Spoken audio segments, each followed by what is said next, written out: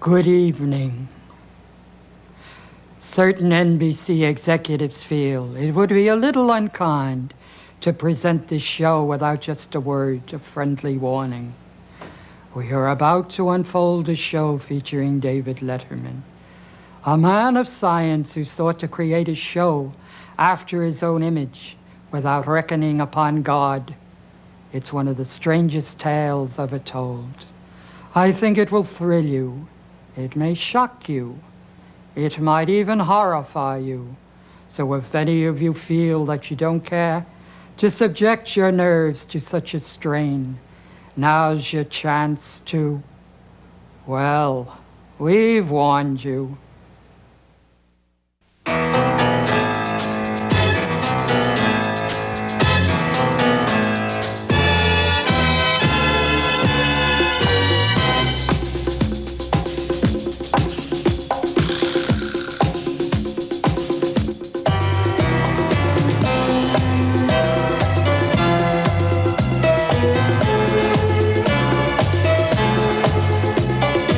From New York, one of the most exciting cities in the tri-state area, it's Late Night with David Letterman.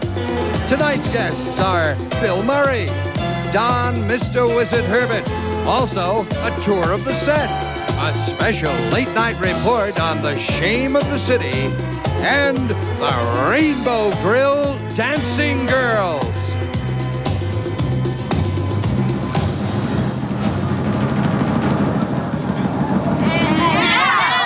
A man who shouldn't be up this late, David Letterman!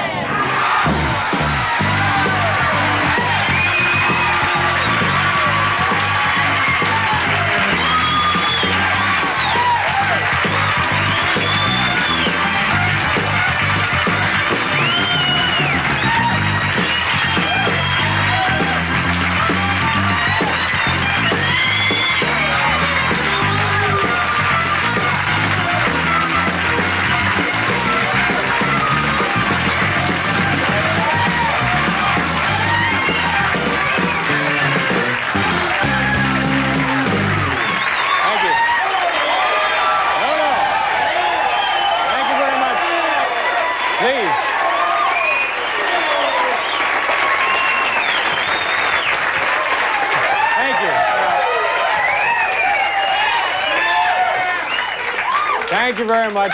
Thank you. That's very kind of you, and welcome to our show. It's late night, and I guess you know spring is just around the corner in New York City when the peacock girls start to molt. It's not unlike the swallows returning to Capistrano. It's a festivity here every year in New York. Welcome to the show. You folks are apparently a bright group, bright enough at least to read the applause sign, and I certainly appreciate that.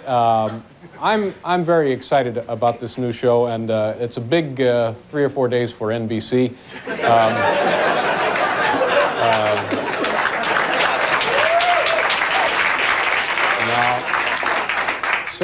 Let's see. They of course had World War III last night, starting on and then Saturday night Eric Estrada was singing, and tonight this extravaganza. But the whole thing was kind of tainted. I believe it was Friday evening. An NBC executive on his way home was arrested at Grand Central Station. His pride was showing, so they hauled him away. We have a wonderful show for you folks this evening. Comedian Bill Murray will be joining us a little bit later.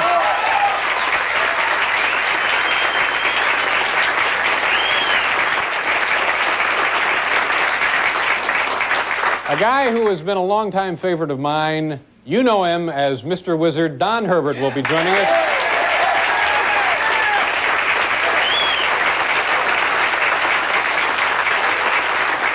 And if that wasn't enough, we are going to be right back. It's a brand new show, a brand new set, a wonderful facility, and we're going to take you folks on a tour of this studio, this set, after you take a look at this. Thank you for being here, folks.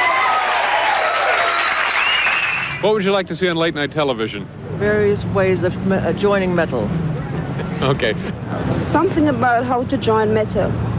I would like to see the metal is joined. Oh, I wish there was a show that had information on how metal is joined.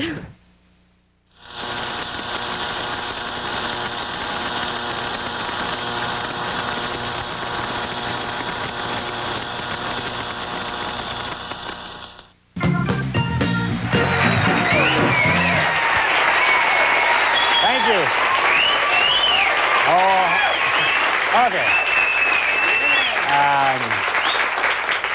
Since it's the first night of a brand new television program for me, I thought what would be fun for you, the home viewers, and everyone here in the studio audience, let's just take a look at the equipment. A rare behind-the-scenes tour here at NBC. Come on and follow me. We're going backstage in big league television. This is, of course, Paul Schaefer and the boys, ladies and gentlemen. This is, we're actually backstage right now. And what I wanted to show you, first of all, you know the old expression, you've got to learn the ropes? Well, this is where it came from. Every one of these ropes supports hundreds and hundreds of pounds of delicate electronic television equipment, and it really takes a seasoned pro to know which ones you can't mess with. These are all in use. For example, I know that this one here is okay to let loose. There's nothing on the end of that one. Yeah, we'll just sleep that up a little bit later. Now, over here, oh, this is exciting. People say to me, Dave, where do the really big stars live here at NBC? And this is a stairway to one of the many luxury apartments for the stars here at NBC, and this is great. Don't use all the hot water, Rona. Now, let's see. Oh, this is exciting. You've got to be very quiet when you come back here because you'll never know who you're going to wake up. This is perhaps the innermost recess of the backstage area. I wanted to call your attention to this particular sign up there. Refreshments for To Tell the Truth personnel only. And what refreshments they are, too, huh? Now, this little item, people say, how has the Today Show been able to stay on the air for 30 years? Well, I'll tell you, back in the mid-'60s, they started manufacturing their own appliances, and I have a Today Show blender and hairdryer at home. I'm going to show you what we're ultimately working up to is the control room. I tell you, the technological advances in television, leaps and bounds, they're growing, and it takes a real precision crew to operate the stuff. Come on through here before we get to the control room. This, of course, is the green room, and you can see we have vegetables and the corn, and got some winter wheat coming in. These are some of the few vegetables here at NBC not in programming. That's a joke. Try to do as much fun as we can. People tend to underplay the role of makeup in television. Here is, of course, the makeup room at 6A. I want to just show you a little something. Hi, how's it going? Hi there. Thank you very much. Good luck. I enjoy your show. Thank you. Now, see, you know who that was before makeup? That's the star of Real People, Skip Stevenson. Okay, now this is the control room that I was telling you about earlier, and not many people ever get to see the inside of one of these things because it's a pressure-packed area. It's just about like being an air traffic controller. Let's go on inside and see how this baby works. What did I tell you? Yes, sir. You folks are in real luck. It's Stein night, I think. How's it going? Good. Oh, this is great. How are you? It's our director right over here. Al, how's it going? Nice to see you. We got to take a break. We'll be right back.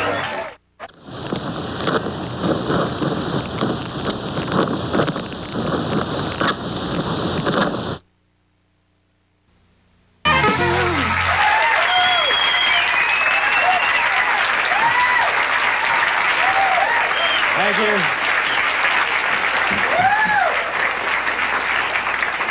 We got a guy trapped over here. This will be fun to watch. Come on. Just crawl on through here. That's all right. Go right ahead. I enjoy seeing a grown man do that occasionally. Go ahead. It's our producer, ladies and gentlemen.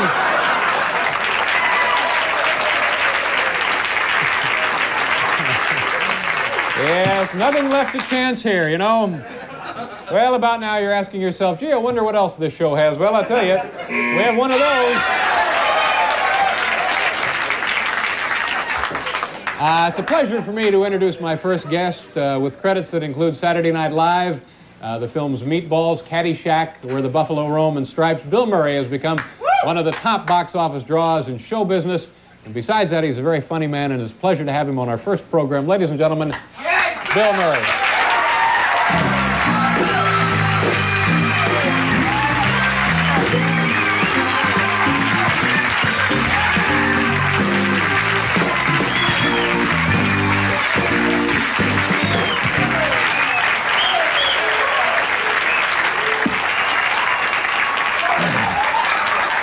Letterman, come on, everybody Everybody up! Everybody up!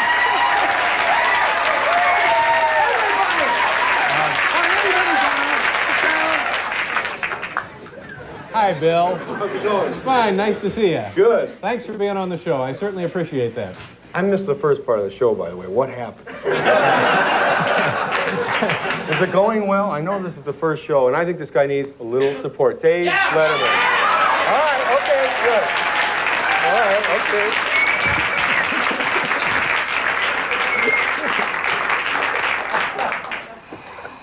Where were we? You were going to ask me about the last time I was on your show. Oh, yeah. Well, this may not be of any interest to anybody, and it's barely interesting to me, but let me... They're pumped up out there. What are you playing with there? It's just lint. It's just lint from inside my pocket. Here, I got more. Now, this is interesting. You were in a movie last year that was number 5 in the box office tabulations. No, it was number 3. Number 3.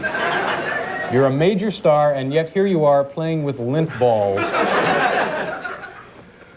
Well, I wish that you would quit trying to run my life, Dave.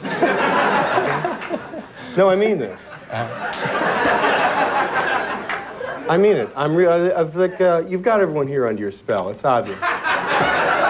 You know, you had them doing deep breathing exercises before the show. I don't like to see it, you know. I know you're on here in late night where no one can stop you. But this kind of thing is not going to go on as long as I have some connections here in this building, the RCA building. I saw what you did to Mr. Wizard. Don Herbert. He has the wizard in his pocket. And you just can't use science for your own ends, Dave. You can't play God with people. When are you going to get off the high horse? Smell the coffee brewing. So, do you miss Saturday Night Live?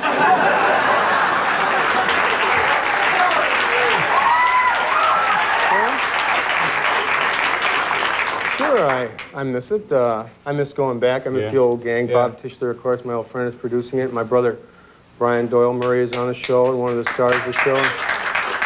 Wait a second, what's happening to me? I just fell back into your old trick, your old mind game. I'm reading these goofy questions, answering your little questions off the card. Well, do I miss Saturday night? You never missed anybody or anything. You got out of Indianapolis and didn't look back, did you? I'm just waiting for the other shoe to fall on you, man, and I want to be there when it hits the floor. You know what I'm saying? Better yet, I'm going to do nothing about you, even though I could. You know, it's interesting. I had a chance to strangle Richard Nixon, and I didn't, and I regret it. And here I am, inches from... I don't know what's keeping me from doing it. So, now that you're well known, is it harder to be funny? No, it's not. Well, it's a little bit different. You know, you go out to a restaurant, you can't eat, you know, and people want your autograph and so forth, and it's hard to eat. What am I doing? What's happening? I swear, Letterman, if it's the last thing I'm going to do, I'm going to make every second of your life, from this moment on, a living hell.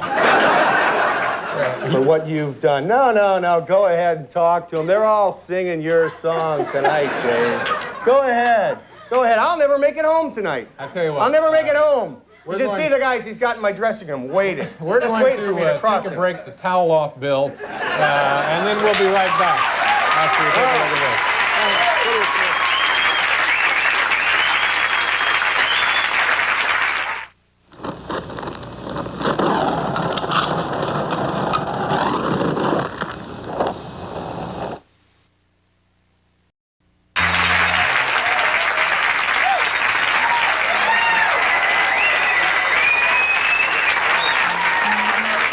Welcome back there. Mr. Wizard's going to be joining us in a couple of minutes, but before that, I understand, Bill, that on your road to recent rehabilitation, something was very important to you, you mentioned earlier. Well, besides you, big lug. Yeah.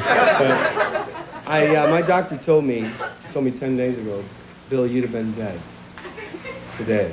That would have been, so I would be dead like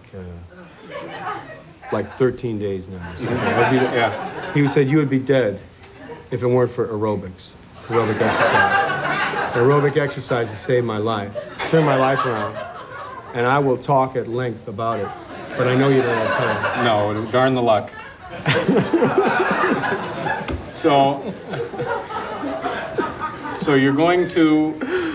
Yeah, well, what? You're going to do a little of that for us, right? Well, wait a minute. Well, it's aerobics training. It's really kind of a morning.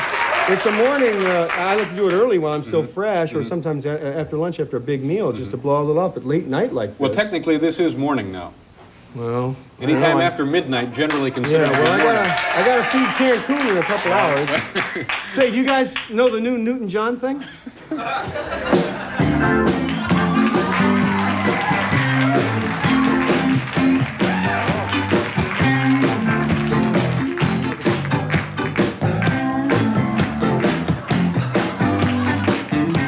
You're saying all the things I know you like.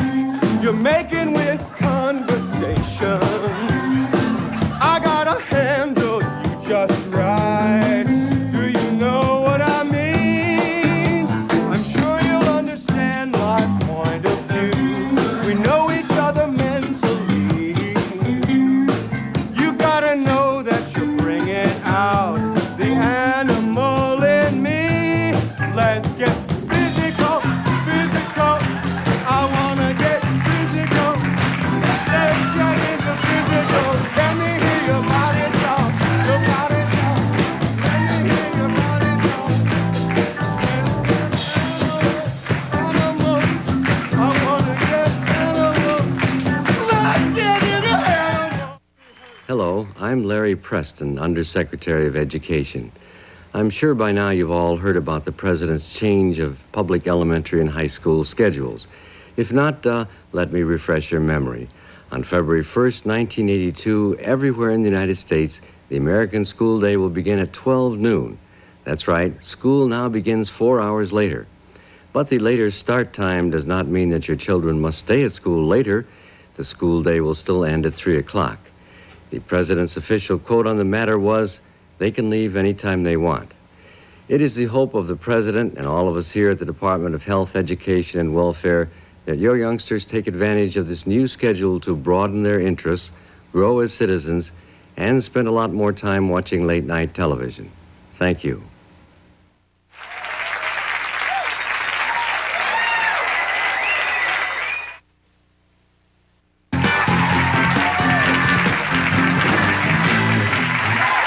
Thank you, Paul.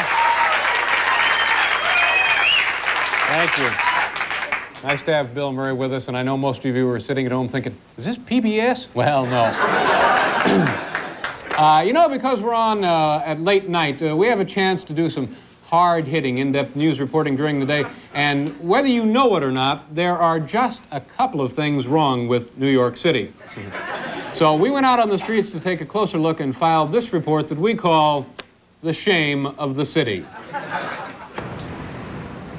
Not everyone survives in this urban battlefield we call New York City.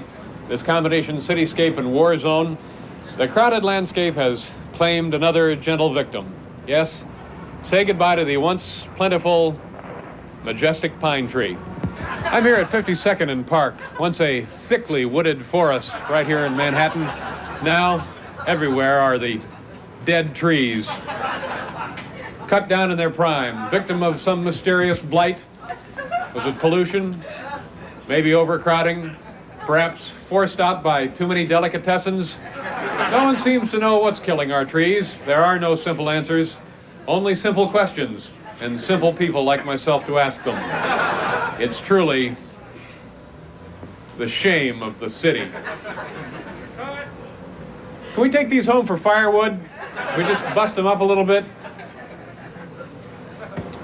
Midtown Manhattan, center of the arts. But some people are out to destroy it for everyone. I'm here on the corner of 50th and 7th Avenue where we see something, maybe it's just a little thing, but for my money, more hard evidence of the shame of the city. Planing a party, try one of these. A sudden arbitrary addition of an extra E. and a missing N down here. I don't know about you, but this is the kind of thing that really gets me steamed. Excuse me, sir, could you come in here?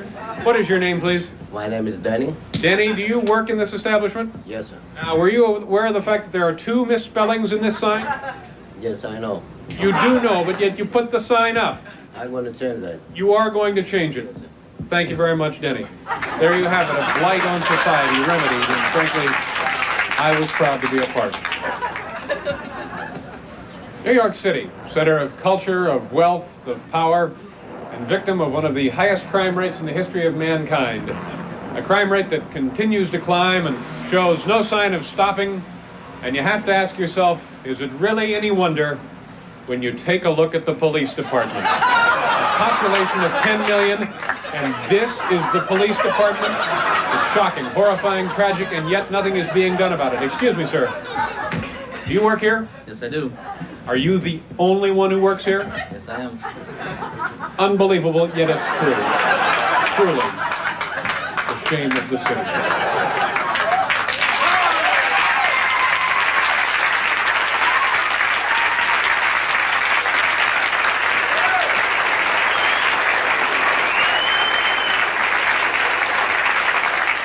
From roughly the years 1951 to about 1965, there was a television program on, Mr. Wizard. Don Herbert, of course, was Mr. Wizard.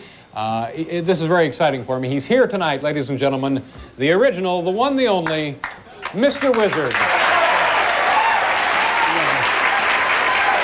Hello, Don. Nice to see you, sir.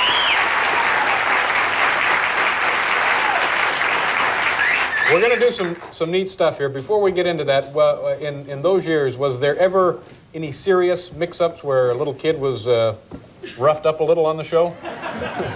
No, not really, because of the kind of show we were doing, you know, anything could happen. It was perfectly all right. Only once. We did an experiment in which we would put a bottle over a candle and then light the candle with a little coil next to the wick. And one time in the rehearsal, we got the wick wet. So when we got it all set up, we turned on the current, it got hotter and hotter and vaporized the candle so that in the bottle we had a mixture of vaporized paraffin and oxygen, and suddenly it disappeared from the close-up. up into the lights. And of course I was shocked because I thought, my God, the bottle blew up. It turned out I heard it clang down behind me, so I knew that and the child was standing next to me. They were covered with water, and I was too. And then as soon as I saw that she wasn't hurt, well, I got out a towel and wiped her off, wiped myself off, and we went right on doing it. Was she stunned a little bit? Yeah, she sure was. And that was the only time we ever edited the show. We cut the laughter of the crew. We kept everything up. What crew doesn't love to see a kid vaporized? You could hear him laughing way in the control room. It was horrible. As they say, what are we going to do this evening? Well, I brought some of sort of my favorite, almost classical experiments to do. The first one is here is a bottle of soda water. As you know, there's gas dissolved in it. Here is a baby bottle that has a measuring along the side, and I want you to sort of guess how much gas is dissolved in this bottle. Here's 4 ounces. Is it less than 4 ounces, between 4 and 8 ounces, or more than 8 ounces? And I have to guess? Well, you know, go ahead. How much? I'm guessing the amount of gas in this bottle. That's about 10 ounces here. Oh, I would say it's probably less than 4 ounces of gas. Okay, you will find out. Here's what we will do. I feel like that kid. We've already lost some, right? Yeah, now what kind of gas is in there? It's not... Carbon dioxide gas. Right. Okay. We'll pour it into the baby bottle. Do many babies drink club soda? Not with this nipple, because this is a special kind of nipple that does not have a hole in the top. Well, what's the point of that? Well, they're called blind nipples, and the mother is supposed to make her own holes, these for every side. Now, would you take it and shake it, please? Take it and shake it? Shake it. Take it and shake it.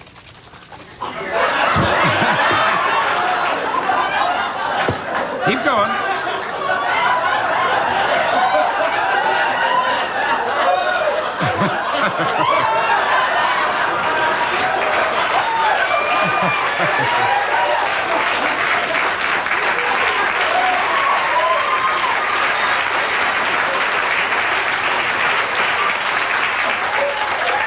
lost a little bit. Lost some gas, but that'd be great on the subway. People would stay away from you if you had one of those, wouldn't they? Anyway, if we haven't lost quite so much, you will find that the entire liquid will go into the nipple, which means that there's at least more than 8 ounces of gas. So so 10 ounces of liquid and 8 ounces of gas. Well, there's at least 10 ounces of it, yes. And that means you drink it, it'll kill you, right? It'll make you burp. Yeah. Now, by the way, notice the pressure. That is hard to blow up, believe me. There we are, back to normal again. Good heavens. Anyway, there you are.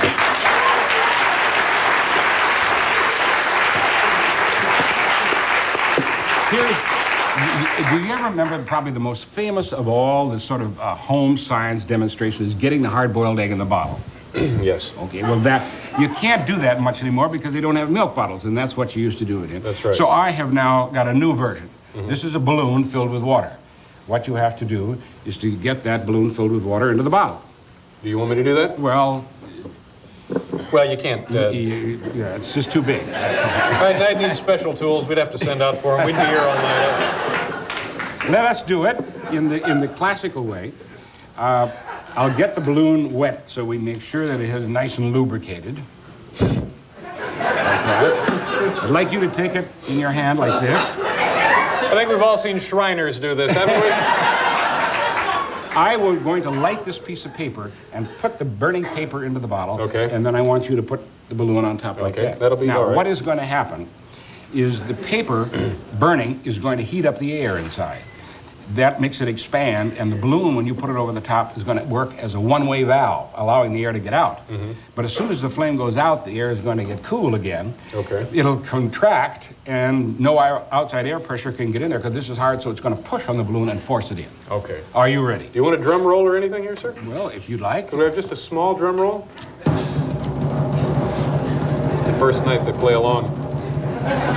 Are you ready? Put the balloon on top. Oh! Good heavens!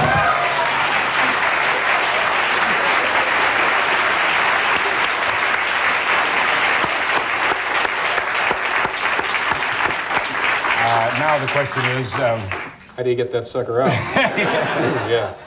An ice pick is handy, but the reason why it went in is because the air pressure pushed it in, because we lowered the pressure there. All we have to do is get the balloon down here like this. If you try to pull it like that, you're going to make this air pressure less. So what I'd suggest that you do is the following. We have just 2 minutes here. We want to 2 get minutes? to the other one, too. All right, well, what we do... See, the problem is this hardly ever comes up in real life, though. In fact, that's one of the things that people very often would say, why do you want to get the egg in the bottle in the first place? Yeah. Well, they're just sort of fun to do. Okay, here comes the balloon. I have a straw, you see, in there next to it. Right. So as you pull up on the balloon... It's the same principle of the shoehorn. Okay, would you please pull on the balloon? Pull on the balloon. Oh, now this is... Whoa! There you go. You did it. I'm afraid we don't have time for this one. We have to pause. We'll be right back, folks.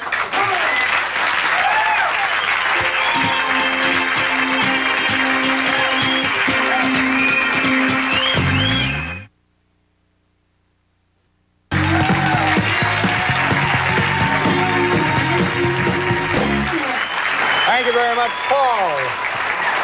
Don Herbert is with us, Mr. Wizard. What have you been doing since the Mr. Wizard series, I don't want to say vaporized, but it was... Well, we're doing a very exciting project, David. From the National Science Foundation and the General Motors Research Laboratories, we got a grant in which we're doing short, 80-second science sort of news pieces which are inserted into 125 local newscasts around the United States. So I'm sort of the local science reporter. Great. They're not doing, ridiculous things like this, but real, legitimate science. Oh, no, this is important. I don't think the Russians can do this one yet. Okay, Don, what's next here? Well, I'd like to now be more serious and ask you a question which I would ask the child on the show. What's a BTU? It's a British thermal unit, and it's a means of measuring something. Ha-ha. Very good. Thank you. Good night. Drive safely. As a matter of fact, it's the amount of heat that's necessary to raise a pound of water 1 degree Fahrenheit. A hard thing to remember. So the next time you see those 3 letters BTU, here, would you take that? Take a good look at that. That is about 1 BTU, the amount of heat in one burning kitchen match. So this would raise 1 pound of water 1 degree Fahrenheit? Here are 40. Can I blow this out? Oh, apparently not. Now you can. And here, take 40 BTUs. So kind of think, what could you do with 40 BTUs? Song Happy Birthday comes to mind. If you're trying to boil an egg, well, you might get the water hot, but you run out of BTUs really before. And now a furnace puts out 150,000 BTUs. So the next the time average household furnace? Household furnace. So think of a pile of 150,000 matches. Yeah, well, there go the cufflinks. Woo! All right. Okay, now you can't do much about, it'll go out all by itself. You can't do much about BTUs because they're sort of inherent in the fuel, but once you get them up into the room where you want them, now you can do something about it. And I'd like to demonstrate. Are you right-handed or left-handed? Right-handed. So if something horrible were to happen to one of your hands, you'd rather have it happen to your left hand. Yes. Okay, would you come around here, please? I'd like your left hand, please. Put it right down here, like that. Here's a quarter, which I'm going to put on your hand. Here's a match, which I'll give you in your good hand. And you take a tip of it like that. And I want you eventually to reach over and touch the tip of the quarter like that with the match. Because I'm going to heat up the quarter with this blowtorch. We checked this guy out, didn't we?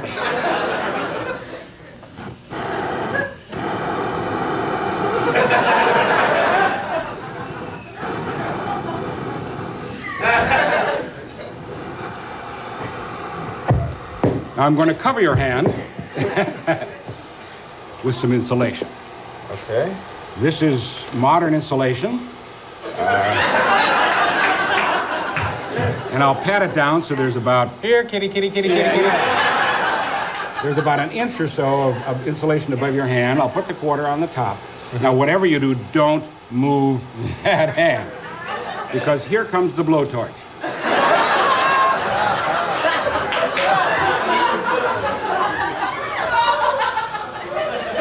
There's about 1,000 degrees of heat. You ready with the match? Okay, as soon as I take the blowtorch away, touch the match to the quarter. You ready? Okay, touch it. But don't move that hand. Oh. That's how hot that was. Now you can blow out the match. Still don't move that hand. Listen. It was... Now you can move your hand.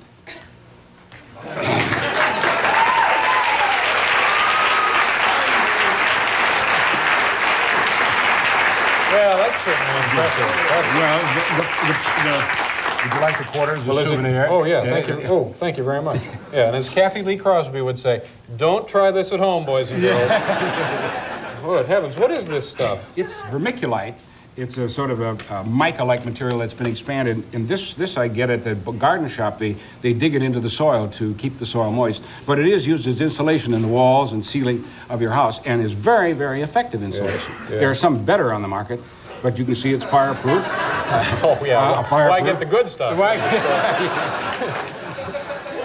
And anyway, you can see why insulation is so important. If it could keep 1,000 degrees that close to your hand. Now, this one actually does have a practical application. Yes, like you said, in the wall. Yeah. We're going to be serious now. Yeah, terrific. Your hand all right? Everything is fine. Yeah, very nice.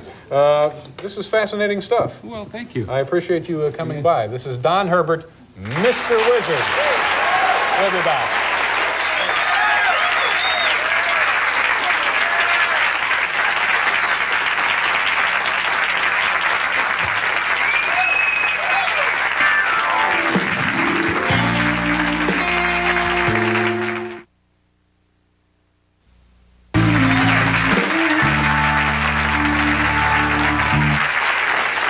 Thank you very much, Paul. We have to turn the power on this thing off in just a moment. I want to, first of all, thank the studio audience. You folks were sweet to be here this evening. Did he say sweet to the studio audience? Unbelievable. I've never said that to a studio audience in my entire life, but thank you very much, folks. You're a handsome group of people. And by the way, if you would like Bill Murray to come to your own home and sing that same number, also my thanks to Mr. Bill Murray and Mr. Wizard Don Herbert. And what show would be complete without the Rainbow Grill Peacock Girls, whom we saw earlier? Paul Schaefer and the band. Thank you, folks, for being here. Our announcer, Bill Wendell. And tomorrow evening, comedian Pat Paulson, screenwriter Steve Tessich, dentist Norman Hoffman will be here to review the film Reds and a tour of NBC. That's all coming up tomorrow. So be sure and tune in, as they say, when they want you to tune in. Here now to close our show is Mr. Steve Fessler, a guy from Brooklyn who for some reason has committed to memory all the dialogue of the 2.5-hour classic B film Bowery at Midnight, starring Bela Lugosi. So now for those of you who would really rather be watching old movies at this time of night, I know I would, please welcome Steve Fessler. Bowery at Midnight with Bela Lugosi, John Archer, and Wanda McKay. Extra, extra, read all about it. Read about the escape of Fingers Dolan, paper mister. You shouldn't smoke that. It might stunt your growth. If you gotta go ahead and smoke it. I'm saving it for after dinner. Dinner? You mean you got a place for a handout? Sure, over at the Friendlies. A Friendly what? Ain't you ever heard of the Friendly Mission? Nah. You're sure to get some swell food there and no questions asked. But what are we waiting for? Come on, pal. There it is. Ain't it pretty? Just like I told you. Gorgeous. And a guy that runs it, he's a soft touch. Oh, good evening. I see you brought a needy friend with you tonight. Yeah, he's a pedestrian from Pittsburgh. You're very welcome. Here you will find food for your body, as well as comfort for your troubled mind. Yeah, but I'd really like some soup. Of course, my friend. What happened to your hand? Nothing, I just hurt it a little bit. Just the same, you'd better take care of it. Nurse Malvern, here's a patient for you. Have another bowl? No, thanks. And what about a smoke? Nice cigar.